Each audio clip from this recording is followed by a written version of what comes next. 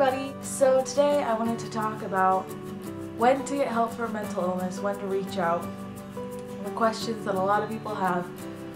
Do I really have a mental illness? Is my mental illness bad enough to get help? Am I making this up for attention? For me, when my depression first started out, I questioned myself a lot.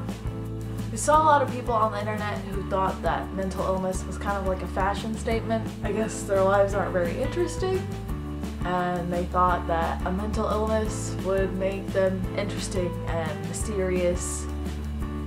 I don't know. They need to get hobbies. Really need to get hobbies. So I was kind of afraid I was just making it up to look cool.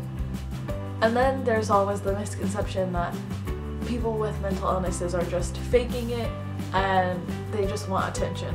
So I was in college, I was living in a new place, I had no friends, and so a lot of the times I thought, am I just making this up? Am I just making this up for attention, to get friends, to look cool?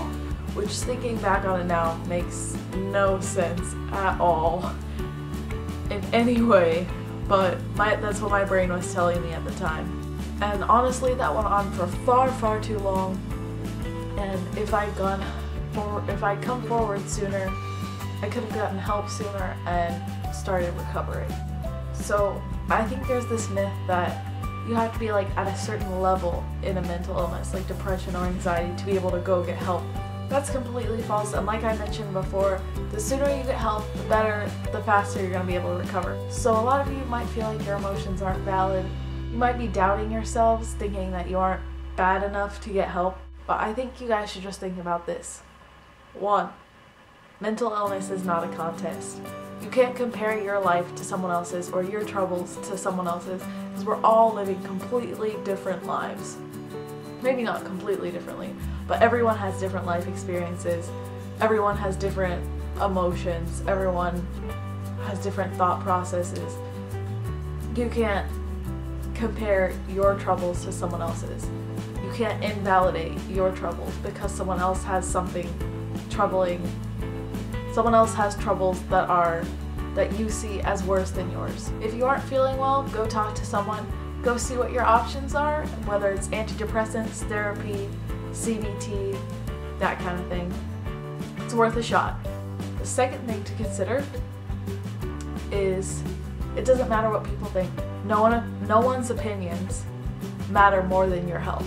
If you're worried that other people are going to judge you or think differently of you or think that you're attention seeking, that's their problem.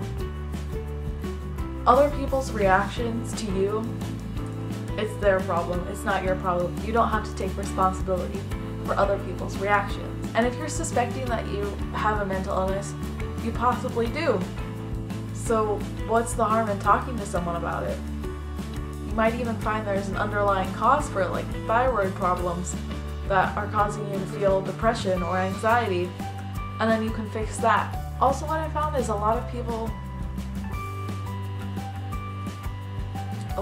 take like online quizzes, online things to diagnose themselves. Don't do that. Just go to a doctor, go to a professional.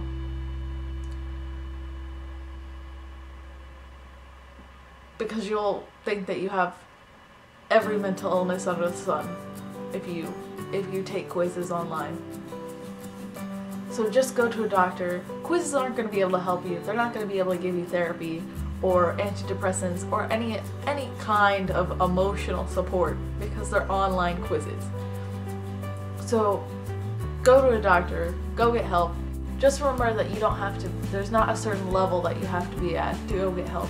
You can go get help right away. Also remember, other people's opinions don't matter. No one's opinions matter more than your health. Have a great day, guys. Bye!